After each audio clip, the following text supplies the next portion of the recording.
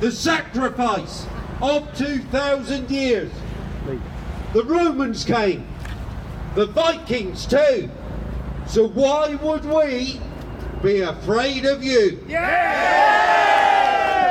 Brilliant! Too right, mate. Now mark my words, and mark them well. It was 1066 when we last fell. When it comes to a fight, we hate to lose. So respect our men and women, or leave. You choose. Yay! Well done, Simon. Thank you, ladies and gentlemen, for your support. Well done, then. I just want to say Simon is a veteran who's actually fought the enemy, he's close to the enemy, and he has killed the enemy. I just want to thank the people of Scotland for inviting us to come here. We're not here as an invading force, we're here because we're invited by veterans and football fans and the people of Scotland, and we salute you. We salute you. Well We done. salute the brave people that invited us, because I want to tell you something. It takes bravery to stand here when you're vilified and when you're called all sorts of things that you're not. We are not fascists. We are not racists. We are the real people. We are the forgotten people. We are the people of this great United Kingdom, and we should be proud of it. But why are we here? Why are we here? We're here because there have been attacks on our people.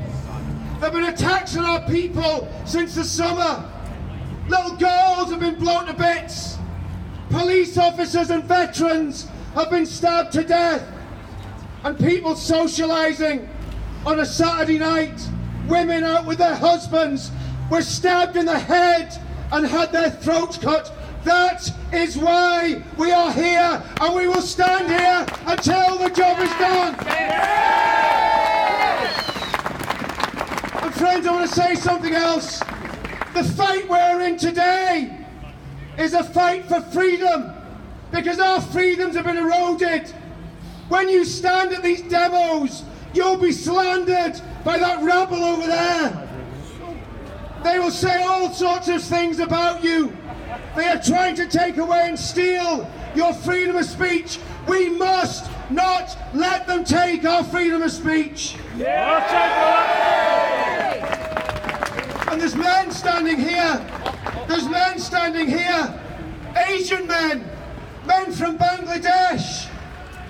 Men from India. And those men are under threat of death. And why are they under threat of death? Because they had the audacity to say that Islam is not true, and their lives are threatened because of that. And the Muslim extremists call them apostates, and they threaten them with death and serious injury. And it's the job of this great country to protect our Bangladeshi friends, our Pakistani friends, our Somali friends from these people that would harm them and that would kill them. I want to tell you something, friends. Our civilization is under threat. It's under more threat than it's been under since 1940s. In the 1940s, we fought fascism and we fought Nazism, and today we're fighting Islamic fascism, and we're fighting the fascists from the far left, because fascists want to silence freedom of speech, and that's what they want to do. Friends, there's a great army of darkness has been gathering in this land for the past 40 years.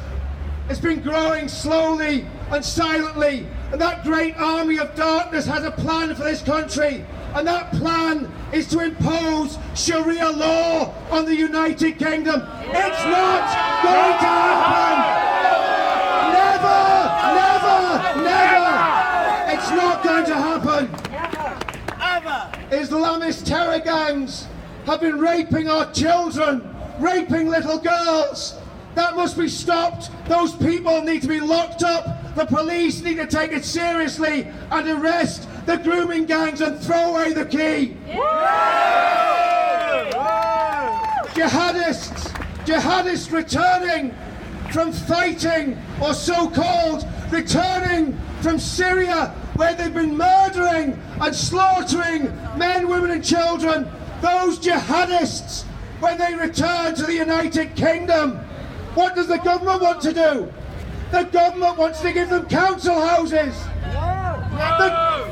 The government wants to give them jobs. I wonder where they're going to be employed. Are they going to give them jobs in airports? Airport security? It's ridiculous.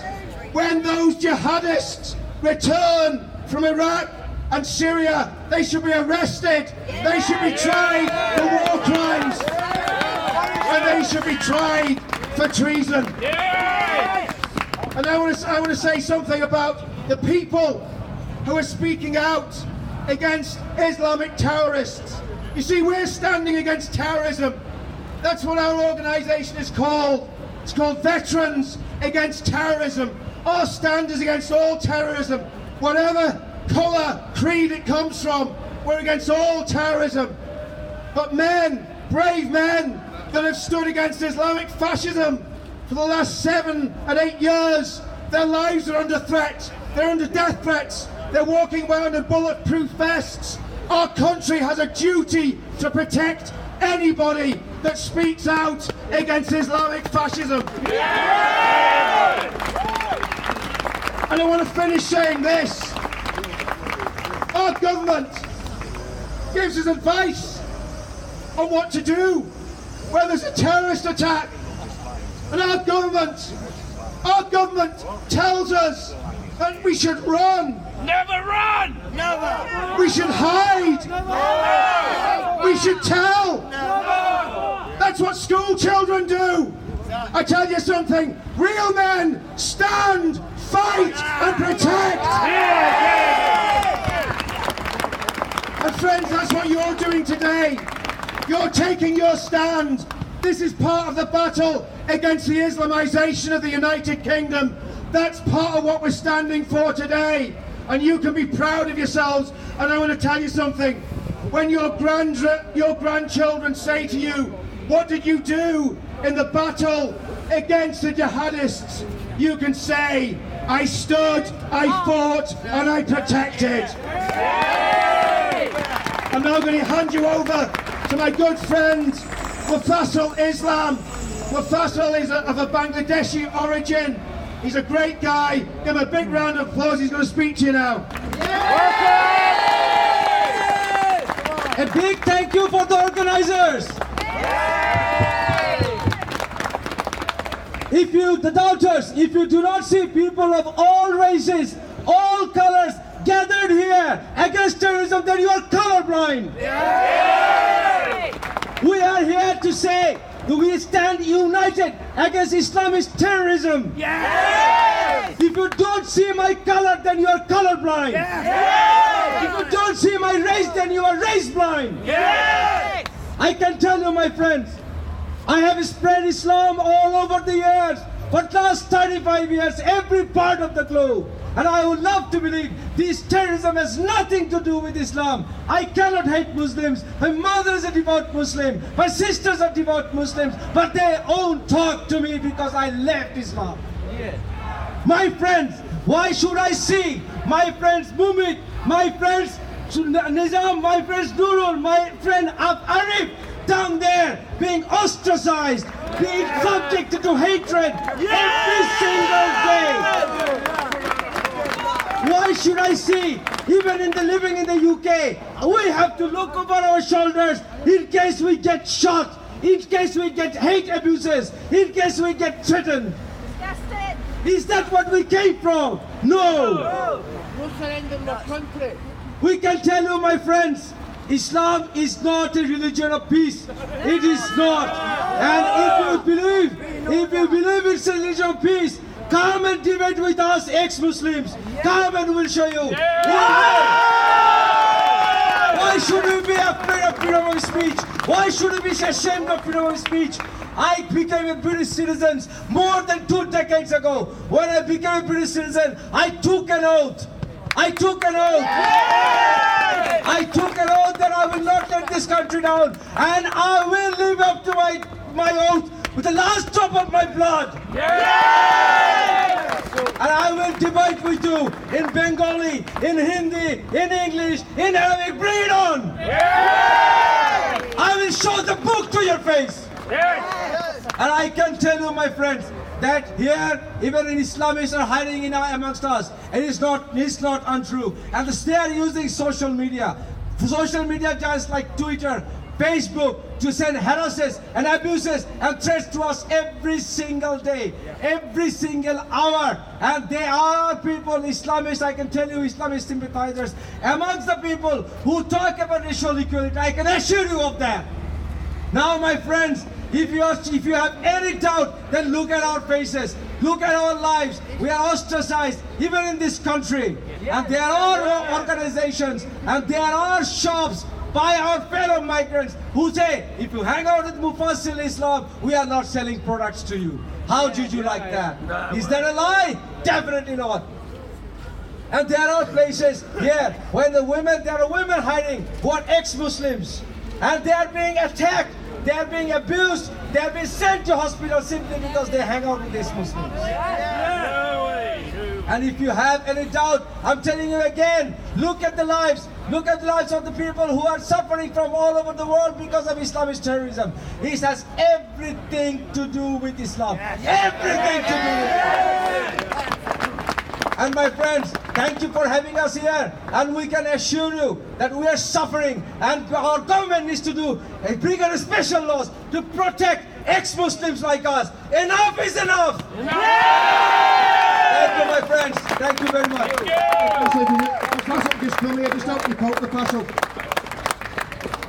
Mufassil has to wear a bulletproof vest when he does this because he's under serious death threat from Islamic terrorists who want to kill him for the stand he is taking for the British people. Give this man a round of applause. Shake his hand, shake his hand, shake his hand. He is one of the bravest men I know. He is a hero. He is a modern British hero. Yes. And next we're going to have another modern British hero, my good friend Shazia Hobbs.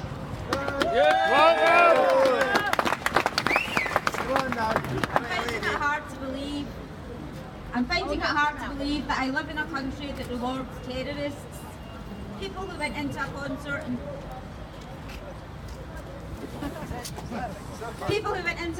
and killed our children, people who went to Raqqa and raped Yazidi girls and women, people who spat at our soldiers and burnt our poppies, people who hate our country but love our money, people who hate everything we stand for. Yeah, what they're doing here. This is a message for you, Theresa May. Your message to your citizens was run, hide and tell. Well, I'm telling you, you better run these terrorists out of our country. Don't hide the fact that the ideology behind this is Islam.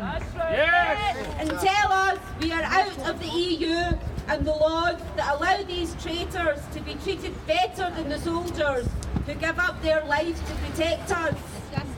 I've also got a message for the traitors and all of you that support them. It's time for all of you to leave our island.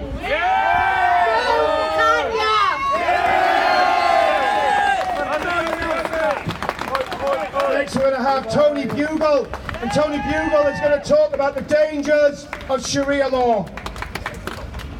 She's going to cover many things. So let me first say, before I say anything, I met the ex-Muslims last night for the first time, sat down and talked to them, and I want to actually applaud your bravery, your courage, that standing here today, knowing that people want them dead, is an amazing thing. So I want everybody, please, put your hands together and tell these people, you stand with them. They are not alone, not anymore. We will always give you a voice where others seek to remove it. So, I wrote a speech on purpose. There's a reason for it. I didn't want to leave any details unturned. And I didn't want to give the fascist left, who think that they can dictate and tell us that we have no voice. We do have a voice. Yeah. We will use it. So let me start. I hear people tell me all the time, they tell me everything they're against. Nobody ever seems to be able to tell me what they're for. So I want to tell you what I stand for. I am for equality and fairness for everyone. Yeah. And one law for all.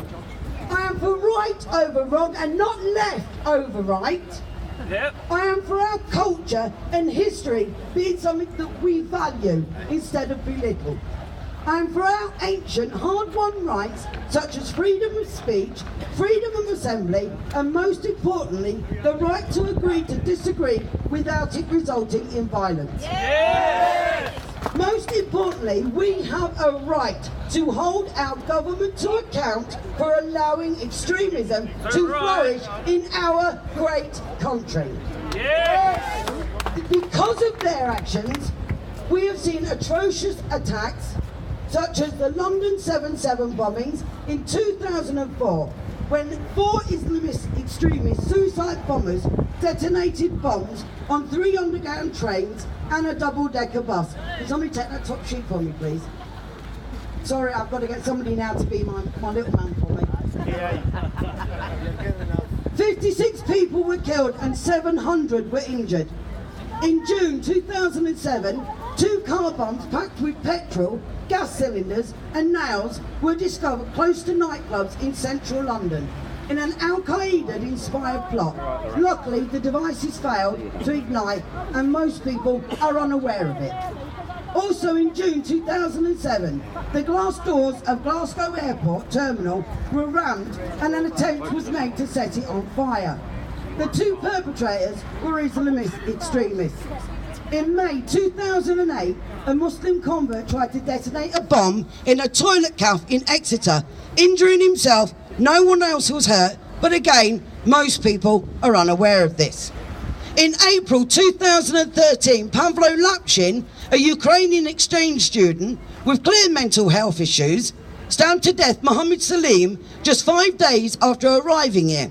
It seems the Ukrainian targeted his victim because he was Muslim. And I actually do not agree with that, and I do not think that's acceptable. That's right. In May 2013, Lee Rigby, please remember that man. Never forget Lee Rigby. Never, ever forget Lee Rigby.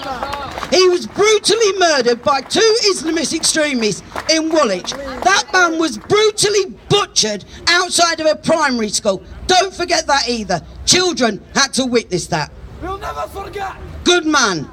In December 2015, 3 people were stabbed in Leytonstone Tube Station, East London, by an Islamist attacker shouting, "This is for Syria." Can you take that page, please, darling? Now, I told you I want details. I'll give you facts, not fiction. I'll leave the fiction to the left. In June 2016, MP Joe Cox was murdered outside the library in Birstall, West Yorkshire. And yes, we condemn that too. Yeah! In March 2017, Islamist convert Khalid Massoud drove a car into pedestrians on Westminster Bridge, killing 4 innocent people and maiming 20 others. He then crashed into the perimeter of the Palace of Westminster and stabbed a brave serving police officer to death. I gave a speech on behalf of PC Palmer, another hero gone because he saved lives by giving his own. Please don't forget PC Palmer either. In May 2017, we saw the horrific attack in Manchester at the Ariana Grande concert, where Islamist terrorists killed 22 and injured 250. One of them was an 8-year-old little girl wanting to enjoy a pop concert.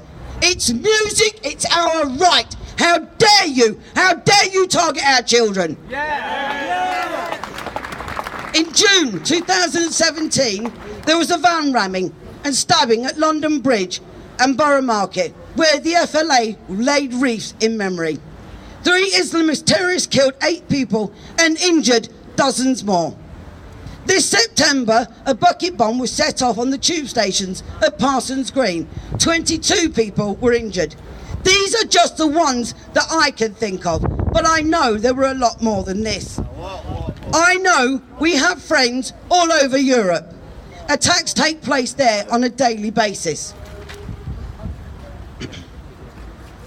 It is in France, Spain, Germany, Belgium, Sweden. In fact, wherever Islamic terrorism is, there is fear and terror. I think that tells you everything you need to know on that. The government's refusal to listen to the working class man and woman is why political extremism has been allowed to flourish in my great country. Can you take that last page, please, Diane? Bear with me, folks. I'll try not to bore you for too much longer. No, you're doing brilliant. Besides the terror attacks, which is primarily why we are here, there is the mass grooming of girls on an industrial scale. 74 towns and cities where girls are targeted because of their race. That is racism. Stand up to that, the left. Stand up to that racism. 1,400 girls in one town. Just one town. And I've been there, and it is desperate. Those girls are still abandoned. They're still ignored. There was 500 in Oxford, 600 in Birmingham. I could go on. Trust me, I could go on. These are all of our children. All of our children. And it has to stop. Political correctness shackles our police and makes them unable to do their job equally and fairly for all, without fear or favour. And that puts our police in danger on the front line. They are our officers. I am, believe it or not, you're all going to hate me for this, I'm a proud feminist. I am not a femi-fascist. I leave that to the left. The establishment feminists do not say a single word, and that includes anything about Sharia law, where Muslim women are abused every single day. Enforcement of Sharia law. Over 100 Sharia law courts operate in our country. Women are being bastardized. When they are not abusing our children, the extremists are radicalizing them and creating a new generation of terrorists. We must protect all of our children, no matter what. They are the future. And what future do we face if we fail them? Sadiq Khan, the cowardly mayor of London, disgraced his position by stating that terror is part and parcel of living in a big city. It should never be part and parcel of any city, full stop. We must make the government carry their shame for allowing extremism to flourish and run through this country like a rabid dog. We are tired of being ignored. The out-of-touch political elite must protect this country and all of its people. What will they do to protect it? Nothing. Nothing. Not a sodding thing. When are you going to do something? No more! Please bear with me. Shut up! What will they do to protect? I am louder than you, I am bigger than you, and I am braver than you! What will they do to protect those who say no more? Those who say enough is enough. Will they act? We will not live in silence. We have been let down and abandoned by our weak government, but no more. We the people demand that the government acts now. We must have three things. We must have faith in the people, have hope for the future, and have a love of your country. We the people have a right to feel safe and secure in the knowledge that we are protected, because this is our basic human right. Thank you very much, and I'm sorry I took up your time. Well, hot off the press, a Royal Marine Commando, a true hero of this country, put a note in my hand about that rabble over there, the so-called Stand Up to Racism.